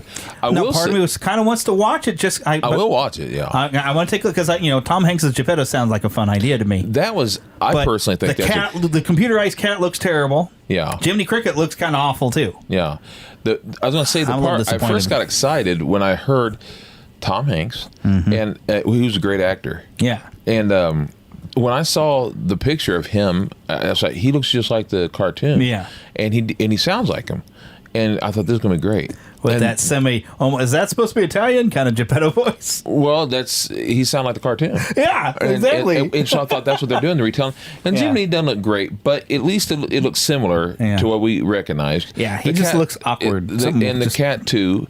The cat. Why didn't they just get a real cat? But then the fairy. I saw the fairy. The fairy godmother, what do they call it? The blue fairy. Blue fairy. Okay, I can never. For some reason, I get that. You know what I think I do? I think I get mixed up with some of the stuff that they do with Cinderella with some of the Wizard of Oz stuff. So it's not even connected. But you know what I'm saying. So I get confused with all the names. I mean, but it's like, look, I know nowadays you have to go with the different types. And I'm talking about whether it be racial or whether it be different things. But you all couldn't see what we were looking at, but. I'm sure they've seen it though by now. Maybe, but just the bald and all this other stuff, and it looked almost like a Star Trek character to me. It really did, because it looked like an alien Star Trek alien or something. I don't mean that because of race or anything, but it really looked, because there was like this weird. I don't know. Some of the It did look like an alien almost with the wings. Poor actress, they could have done her some favors. Maybe. Oh yeah, because she was bald and I was like, wow, she really does look like a Romulan type because she has these pointy ears. Did she have pointy ears? Didn't she? I don't know. I was just kind of like, because you look at it, it's like this poor actress. They should have done something to make you look better than what somehow or another. It's like they didn't do you any favors. They made you look weird. Yeah, because that's what I was gonna say. She almost doesn't look human. And didn't really recognize the actress. No, I'm sure it would. Normally, she's probably beautiful. Yeah, but somehow or another they did something to her that looks weird. We're talking computer or something. Yeah, because it looked like trying to make her like this blue transparent. Yeah, they morphed her or something, and it didn't look right. Weird. Yeah, kind of like Will Smith as the genie just didn't look right. I know they kind of had to with him, though. I know they kind of had to as far as Genie's supposed to look kind of cartoony and weird anyway. Weird. Yeah. Yeah. It didn't look. Well, yeah, But that's apparently. Now, normally you can't see dislikes on YouTube anymore, but some people have found a way to look at it, and the dislikes are astoundingly huge. Oh, that's sad. And when I looked at the comments, there aren't any positive comments. Now did they show Pinocchio yet? I mean, him, the character? Not really, no. I was going to say, I didn't see From what I've seen of silhouettes, they've tried to make it look exactly like the old cartoon. But you know what? At least they did that. Watch the old cartoon. I love the old Just cartoon. Go to that. It's beautiful. And I love the whale. The whale. Monstro looked mean, and he was terrifying to me. And I loved that old cartoon. And I like that he technically, I guess, a whale, but he's not really like a whale. He's like almost like something else. Oh, he's terrifying. Because whales don't actually look like that, Now, when I was big of a mouth, so. When I was a kid, you used to be able to go to the library and rent actual film reels. And, film reels? Yeah. I was about to say, because you can rent movies. This is before VHS is all. So my grandma and them had a camera. Now, there was really no noise to it, but we would just sit there and watch it, and we had this place we called the farm. It was 2 hours away. No, we were a farm to it, but just the house and all. Yeah. But we'd go in there and we'd just watch that. We'd be there for a week watching it. We watched the end part of Pinocchio, and we watched it over and over and over. And because I loved seeing him in the whale's belly, and my grandpa was sitting there saying, isn't that nice? He goes, you probably wouldn't want to be in a whale's belly, would you? and I was like, no, I wouldn't want to be in a whale's belly. And he'd say, when you go to sleep tonight, he goes, you think about that, how much better it is to be in there than you would be sleeping in the whale's belly. Oh my goodness. I can imagine your grandpa saying that too. My goodness. Now here's something that, I know nothing of this character, but it's a comic book. So we're going to play it. The Sandman. I am the king of dreams, ruler of the nightmare realm.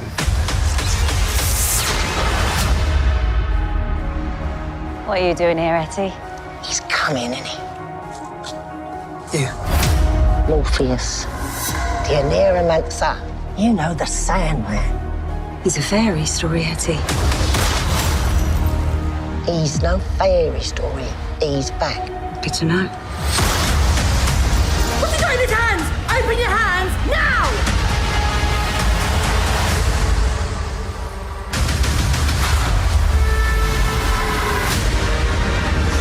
Forgive me, sire, the palace, the realm. They are not as you left them. With you gone, the realm began to decay and crumble. The dreams and nightmares no longer seem to recognize their monster. You will remind them. He's free.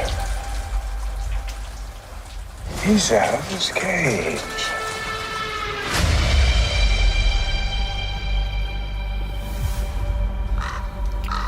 So August 5th, coming to Netflix, The Sandman, based off a graphic novel by Neil Gaiman. I think you say pronounce it Gaiman. I'm probably going to want to check this out. I've never read any of the comic or graphic novels, but Neil Gaiman is so imaginative and so creative that I'm, looking at some of the visuals, it's like, this is kind of fantastic. It's like it's a mixture between some fairy tale and gothic stuff. It used to remind me of Crow a lot. Yeah, that's especially that last shot. On Wizard magazine, I used to read Wizard magazine. I kept it before we had the internet. We should have an episode dedicated to Wizard sometime. Oh yeah, I love it. But I used to read about him, and he always reminded me of Crow. Incidentally, not this has anything to do with Sandman, but they are doing a redo of Crow, and that remaking I it. hope they do it well. I hope so. With the modern standards of an R-rated action film, I expect it to be over the top more than. I hope not. I hope they don't do that. Anyway. My newer mentality, when I try not to watch stuff that puts stuff into my head, I love the original film, but I won't watch it anymore because there's some nudity. Oh yeah, I forgot. And a bit of lewdness and stuff. But very much but the story is very good. Yeah, it is. So I'm a remake of The Crow. I'm like, yeah, the sensibilities of the modern age are really over the top, and I can't go in for those sort of things anymore. I've gotten older. I've gotten like sensibilities that just I'm like, no, I don't approve of that. I just don't want to watch it. And there's really no need for, in my opinion, there's no need to go that route. It doesn't need to go that bad and that far. You can still, and this is me, you can still have the violence without being violent. What I mean to say is, whether it be blood or shooting or whatever, it doesn't have to go to the point where it's overly. You don't have to be gory. That's it. That's what I'm looking for. Yeah. Thank you. You don't have to be gory about it for crying out loud. For crying out loud, literally. So yeah, but that's coming August 5th, and I'm gonna check out at least an episode and see what I think. It might be good because Neil Gaiman, like I said, he's super creative. The stuff he writes is just really imaginative. All right, but it's time for a movie review. Want to see a movie? Yeah, any good? It was bad? I'm fuzzy on the whole good-bad thing. My eyeballs could have been sucked from their sockets. I like it a lot. The best movie ever made. A Fandom Nexus movie review. You know what we got to watch? I guess it's been a couple of weeks, but we're finally going to get a chance to talk about it. But I figure we're far enough removed from the movie that I'm not afraid of spoiling anything for anybody. But we had a sequel, Top Gun Maverick. Mm-hmm. And you've got to see it twice because I wanted to go see it, and I was like, nah, I'm going to take Philip with me. We got to go. Oh, I love it. Oh, yeah. Absolutely. And I pulled up a Wikipedia page because I wanted to be able to talk about some of the stuff. And, oh, my goodness. So, what really blows my mind is that one shot where I would like to read. I should have looked this up. That when he's Pete Maverick Mitchell has become a test pilot, and he gets to fly what they call the Dark Star, I think. And he buzzes, and he's flying low, and he flies over like the security gate and blows the roof off of it. That was not planned. I watched the thing on YouTube. They're talking about that they were because they wanted it as realistic, and it's like, we're going to film these jets kind of like what the original was done. I think there was maybe a few models here used to blow up stuff. Yes, but no computer effects. No computer effects at the time. Yeah, they had to actually go. Although the actors were not up in the jets. Yeah. And when they filmed that one, but this one, the actors were up in the jets with the pilots. That's right. Feeling the G's, and you can feel it. Oh, you can feel it with their reaction. Oh man, but that's great. When the shots of the jets, there's the stuff they love where they have the trails where you can see like the sand and dirt kicking up in circles behind it. They love that. But they had the shot where it blew the roof off the gate, and the director was just like, print it. We're using that take. I love the roof blowing off, and so it wasn't planned, but it's something that really when it happened in the movie, I was like, oh. The actor sold it because he was there filming it when the remember the roof came up, and he was just kind of like, looks around. He didn't have to sell it. It was really happening. What I mean is, he's like, whoa. But what was great was he didn't look back up to the roof. He did because I would have been so scared of the. He didn't. He just kept looking up like, "Don't you do it!" And of course, Ed Harris. Harris. When I saw he was going to be in it, I was like, "Oh, that's great." He won in the first one. He seems like he should have been. Yeah. Well, I mean, because you had in the original, you had Tom Skerritt in there. I don't even know the actor's name. God forgive me. He from Back to the Future. Yeah. Dang it. I saw some people were talking about him because he's even from Masters of the Universe. Yeah. Heck, they had that other guy that Tom Skerritt was talking to. That was because Viper was Tom Skerritt, but that other guy had been in a lot of different stuff, and he Michael Ironside. Michael Ironside. Well, he was even on. We should be talking about. We're going to talk about that old movie. He was even on Iron Eagle. Even we should save these discussions of the old movie for when we start talking about the old movie because we're going to.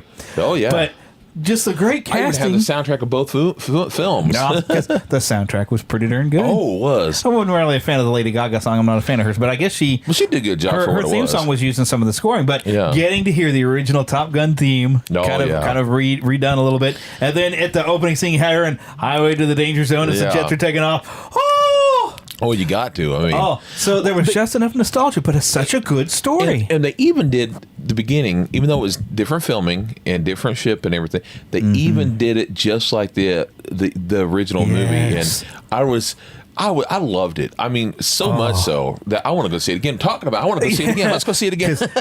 It was better than the original. Yes, it was. You can't say that very often. You know you can't, but this time you can. Yes. And even though my wife does not like the original movie, but I'm like, you know what? And I told her while we were driving to St. Louis, I was like, you know what? What was great about this movie is even if you hadn't seen the original, they'll fill you in on what you need to know. They'll tell you about Goose and Iceman because that's all you need to know because this is a completely different story. And somehow made me love the original even more. How? I don't know because I already loved it. I watched it almost once a year. And not just having a photo of Val Kilmer as Iceman, but him getting to have a scene. Yes. Oh. Yeah, it really brought it. I love getting to see Val in the movie. I don't remember his name, but you already know I've been telling you. I've been watching him every week. The guy who played Rooster, son of Goose. I've been watching him every week on this show called The Offering. Or The Offer, excuse me. Yeah. And about the making of The Godfather. About the making of The Godfather. And there's one more episode this week. It'll be the last episode of the series, at least the season. I'm assuming that the rest, unless they make one about the second movie. But anyway, it's really good. And he's such a good actor. I can't remember his name, but he's such a good actor because he's the main actor in it. And boy, he did really good as Rooster. And of course, women are going nuts over him when they should. He's handsome. I mean, really? Yeah. I didn't know that, but he looks so much like Goose. Yeah. I forgot the actor's name from Goose. It's from ER. Yeah. And from Revenge of the Nerds of all things. I almost had it. Let's see. Well, it'll come when we talk about the next movie too. But this had a great premise to make it similar to the first movie, where this pilot's kind of doing some training, but they're training for a very specific mission. And clearly, the writers, producers, so they were Star Trek fans. Star Wars. Wow. Well, they might have been Star Trek fans too, but Star Wars fans because it's the freaking trench run. Yes, it is. And you got a 2 meter wide target to hit you need to use a computer to hit it. But it's been long enough. Hopefully you've seen this, but spoiler warning: they did the same thing in Star Wars, where the computer failed when the money shot needed to be made, and he had to do it by himself. Because George Lucas, his whole thing with the trench run was that the technology will fail, and it's about the human having to do it with, of course, with the Force, But it was that same thing where the technology failed, and he had to just make the shot. Yeah. And the guy who's the reluctant hero type makes the shot. I won't say who because I don't want to spoil it that bad. But, it was so awesome. And I love the way they're still, the Megs in the first movie and even in this one, they don't really say what country they're going up, and who these other fighters are. They'll just leave it as out there so they don't tick off another market. But I always considered, like in the first one, it's the Russians. So I was like, it's the same little star symbol. I'm like, it's probably the Russians. Because it could have been in the mountains. Well, I was looking off for a second. There was, the guy in this movie who plays Bob. I was trying to think. I was reading the other day. Bob. Oh yeah, Bob. I was trying to think. Even his code name was Bob. It was awesome. I was trying to think the other day, but I was reading that he's the son of someone famous, and I was trying to think of who it was. But I was like, oh, hey, cool. But I can't think of who it was now. I bet I can find him. He's gonna look it up. But I was like, oh, that's so cool. I got an ad that got in the way. But I thought that was pretty neat. And I never would have guessed it. But after I read it, of course, I'm like, oh, I see it. Of course, when you're not looking, you don't see. Yeah. And there was some reasons of why Charlie, the character Charlie, didn't come back with Kelly McGillis. I forgot what it was that where she wasn't really going to be able to come back, and she doesn't really do movies anymore. She's kind of retired, and she's talking about, like, well, I'm kind of old and fat now. So she's not that big. No. But so she wasn't really wanting to do it. Some women think themselves worse off than they are. She needs to be kinder to herself. Yeah. But we got. I'm not complaining. Jennifer Connelly as Penny, the new kind of she was interest. great. Great character. They even suggested. I was reading a thing about one of the writers. They even suggested that she might have been a daughter of one of the old admirals from the first film. Not necessarily Tom's. What's his name? But they were saying that she might have been a daughter of one of the admirals there, or something that we may have known from the first film. I was wondering which admiral that would have been, but I thought, boy, I remember those admirals from that first film. I wouldn't want to be dating one of their daughters. I'm afraid they'd kill me. Well, dang it! All like I'm doing is I'm finding stuff about Bradley Bradshaw, which was Rooster. That's Goose's son. Yeah. But I can't find the actors list here on the page that I pulled out to be able to talk and stuff. But oh my goodness, you just heard us pretty much raving about it. I'm sure you've read online how everybody's like, oh my gosh, that was so good. We're just going to confirm that it is a really good story. And of course it runs a lot of that typical thing, like where we have that dark chapter somewhere in the middle, and then we come back with this great defining moment where what they're doing seems impossible, and then Maverick shows them, no, this is possible, you can do this. I was telling someone just recently, great character development. My mom was one of them, but they said maybe I should go ahead and go. I said yes, and if you need someone to go with, I'll go with you. I will go again. I'll suffer for you. If I must suffer, humanity will suffer. That's right. If I must suffer, well, that's my favorite line from Batman. Robin. Right. But okay, so yeah, we definitely 3, 4, 5 thumbs up. As many thumbs. I'm talking big toes up as well as my thumbs for Top Gun Maverick. That's a great way to launch the summer blockbuster season. But you know what? I want to deep dive into the danger zone. Take a listen to this one and get the nostalgia.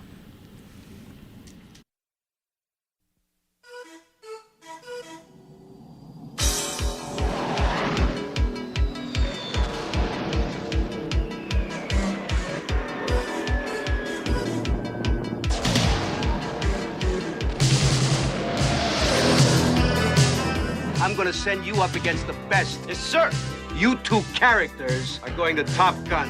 I feel the need for speed. For 5 weeks, you're going to fly against the best fighter pilots in the world. You guys really are cowboys. I don't like you because you're unsafe. That's right. I am dangerous. The wild card flies by the seat of his pants. Yeah, I guess when I see something, I go right after it. It takes a lot more than just fancy flying. Film in this school is about combat. There are no points for second place. Figured it out yet? What's that? Who's the best pilot? No, I think I can figure that one out on my own.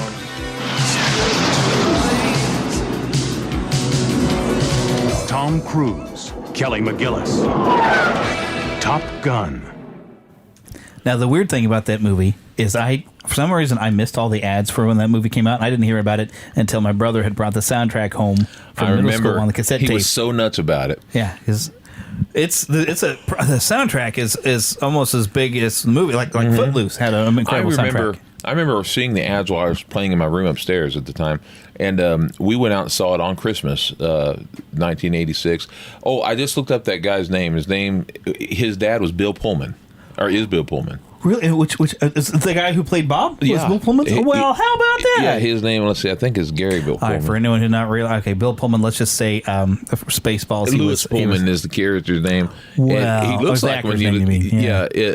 He looks like his daddy, now that I think about it. Oh, my goodness. Isn't that cool? I thought it's pretty neat. But that's pretty cool. But Lewis Pullman is his name. So, all right. But now we're going to talk about the original film and some nostalgia.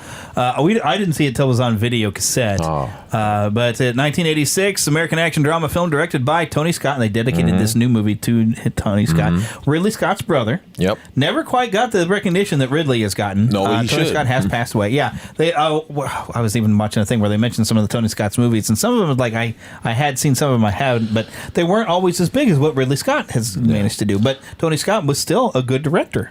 Another one that I loved, and I saw it with you for the first time, was on HBO when you and I watched it together, and that was Days of Thunder. But that was a Tony Scott. Yeah, I guess it was a Tony Scott one. Yeah, I remember that one. That's the first thing. The guy, I love that man, I always forget that actor's name now, but he played Rowdy Burns, and he's in Guardians of the Galaxy. I love him. And I'm actually an extra in a movie that he's in.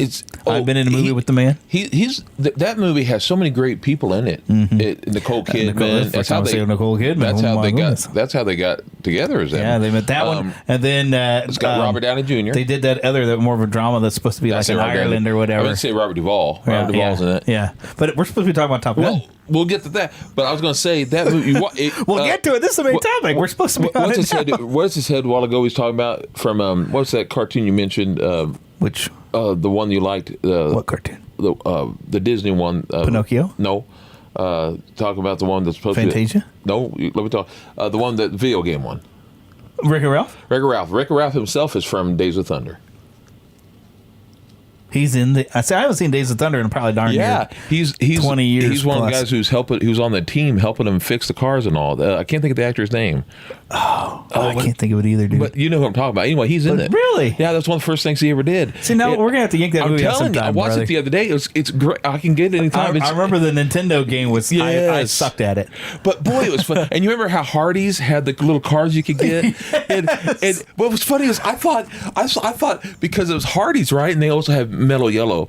And Metal Yellow was their car. But what was funny is I thought, Hardee's is going to be the good car, right? But no, it was a villain. Hardee's was the villain, and it was Cary Elwes who was Elwes. I don't remember how to pronounce it ever, but Cary Elwes, he was the bad guy in the film, and he was Hardee's. For a while, it was Rowdy Burns. Burns, and then Rowdy Burns became his friend. They're like friend enemies, frenemies, and it was great. But it was a great show. But we're supposed to be talking about Top Gun, brother, and we're running. I mean, goodness sakes, we're already an hour and a half into this show. But Days of Thunder is like Top Gun on a road.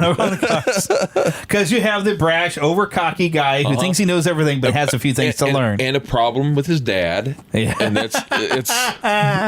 yeah. With the girl who tells him the control is an illusion, you infantile egomaniac. Yeah, the girl. And it's an older man who has to be his father figure who brings him back down and helps him. So it's funny. It's funny. And instead of having the accident where him and his friend become friends because of an injury, it's a bad accident where Goose dies. And in this one, the guy can't drive anymore because of an accident. Yeah, he needs to get that surgery so he can't drive in the race. See, he needs to get a surgery to fix how he's hurt. It's like Top Gun on the road. And that's Jerry Bruckheimer, which produced the Top Gun Maverick. I don't know if he did the original Top Gun. Did Bruckheimer do that? Because I know he did Days of Thunder, because that's what I remember first seeing the tree with the lightning symbol they used to do. It's like everyone who did Top Gun did Days of Thunder. So it's like the original sequel. Oh, that's funny. Yeah. Oh, my goodness. But yeah, that's the funny thing about Top Gun, and I heard a podcast point this out, and I was like, dude, you're right. It's a secret chick flick. Disguised as an action movie. So is Days of Thunder. When you look at the fact that how many often you have these handsome, young, muscular guys that are running around with their shirts off. Yes. It's like, and this centers around a romance like this. That's a chick flick. Yeah. It's like, but it was in disguise of a military. But speaking of the military, because of Top Gun, recruitment to the Navy, because people wanted to fly F-14s. And that's also made it when I was younger. We'd go to air shows and watch these, and I got sunburned like you wouldn't believe. Did it take your breath away? I got to see the stealth fighter and the stealth bomber buzz over me once. There you go. When it was back when they were still pretty secretive. They couldn't land it for us to really get a look at it. It says, but we're gonna fly one over, and you'll get to see it as it zips by overhead. And it was so wild that as it went by, you'd hear like and then the sound of it was hitting later because it was going Mach whatever flying by us. To this day, when I watch Top Gun, I still catch things I never caught before. Did you notice at the last scene of Top Gun, when he's sitting at the jukebox, and they're playing the song, if you notice, there's a Kansas City sign right there behind them. I think I saw it. Yeah, it shows Kansas City. It's a Coors or Budweiser. Budweiser sign. Although Budweiser is like, but you can't see it. But whatever. But you can't see it because the Budweiser thing very well. You have to look really close. Yeah. I got a big enough TV that I could see it, but I got real close when I saw. Oh, it's barely written in there. But yeah, it's Kansas City and it shows our city. But that's where we're from. But anyway, I thought it was interesting. Stalkers. They know where to find us now. Yeah, that's actually kind of a joke from that story show, or back when it's called Nobody's Listening, when somebody would give an address or their last name, and they're like, stalkers! That's funny. They're all gonna find us. But Top yes, Gun is a great film. It was a great old film, which it's just every bit of cheesy 80s fun that you want. I remember when it came on video, people were buying it out like crazy. It's just a lot of fun to watch. And I had barely remembered it. And I before the second one came out, I was like, I need to sit and watch it again because I haven't seen it since I was a kid. And I was like, dude, this is just kind of fun. All those goosebumpy feelings of fun of the 80s, you know? Yeah. Oh, okay. Can I tell an embarrassing story on myself? Go ahead. When I was a little kid, because my God, this got me into like fighter jets and everything. And I remember down in Lebanon where I had some family, and there was like Saturday morning, and they were showing some stuff on fighter jets and everything. And I was like, and it was like, and I was rolling on the floor. This bogey's all over me. And then I realized everybody's looking at me like, sorry, I lost myself for a little bit. Hey, this is your I was a little kid. Here's what I used to do on Saturdays. I was 10 years old. I didn't have much else to do, right? So a lot of times I go outside and get on my bike. And when I did so, I would pretend, a lot of times music would go through my head. And 1 minute I would have songs from different movies stuck in my head, like of E.T. or whatever. And that's what I'd be doing because I had a red bike. And then I'd have the whatever, Top Gun song. And so I'd be like flying. In my mind, I'd be flying in the... Leaving the driveway was getting off the deck of that aircraft carrier, or leaving a ship of having to be Star Wars. Yeah, that would be another one. Another one would be dun dun dun dun dun dun dun, and I'd be or whatever I was in the mood for. As soon as this bike gets up to 88 miles per hour, 88 miles per hour, and then another one I'd be doing a lot of times. I'd have in my head for some reason. Not only those. It was let's see, which one was it? For some reason, just now left my mind. But I would have a whole bunch of songs that would be stuck in my head. Oh, I know what it was. Axel F from Beverly Hills. Yeah, it gets stuck in my head, man. Goodness. And I go for hours just going crazy. Oh my goodness! But anyways, I do have a few details of behind the scenes facts, and I did see there was 45% increase in naval recruitment. That's awesome. Yeah, I'm wondering if it's going to happen again. Well, he did that. When he saw that, one thing about Tom is making that movie that got him into serious learning how to make movies. I'm not going to be able to get to the behind the scenes facts because I'm blocking ads. Screen Rant won't let me in anymore. Movies. He started learning about how to make movies while making that film. Yeah. And he got very serious about it. And he actually started making little things to show at schools and things about the Navy, which I thought was very cool to help about that kind of stuff. Because I thought, that's nice, But he really puts his all into films. I'll say that about him. But we really should wrap this up because we've gone on for over an hour and a half. And we're actually going to record a second show, so make sure you come back. Keep an eye on our show because this week you're going to get 2 shows. But we do remind you all to visit neverlandpodcast.com, and right there in the middle of the page you will find my podcast reviews, where if you happen to have a podcast for just a simple low fee, you can get all your reviews sent to your email and have a very easy way for people to leave reviews, which, by the way, leave us a review at... if you go and click on there, you can leave us a review through Apple or whatever, and then I'll get to see it. But we want to thank Karen Kennedy, Ricky Pope of Christian Nerds Unite, Darren Wilhite of the Wilhite and Wall Show for helping me out with the intro to the show. Don't forget to send us an email, podcast@neverlandpodcast.com. So if we manage to tick you off, let us know. Go ahead, be nice. Be nice though. Don't send us hate mail, please. I would appreciate it. But if you hate us, I'll mention it. It's all his fault. I try to keep us from going in a direction, but Twitter.com/NeverlandPcast, and then also on Facebook, search for Neverland Podcast. You can find our group as well. Leave us a voicemail. I don't know if this number even works. Let's just skip that. Join the Neverlanders on the website because I don't know. They were going to shut it down, that voicemail phone number. And you can, of course, please donate to us. Patreon.com/Neverland Podcast. You can find that link also on the shirt. And as I mentioned, if you go to NeverlandPodcast.com, click on store, you can get your own t-shirt or sticker, or they'll print this stuff on everything. That helps us out. I don't get a whole lot from it, but that does help out, when people order stuff. And plus, you get a fun little drawing of me that Philip did. So, it's fun. It's cute. It needs a little cartoon being He-Man. So, yes, come and purchase some stuff. But until we see you next week, or actually later on this week, get lost in an adventure!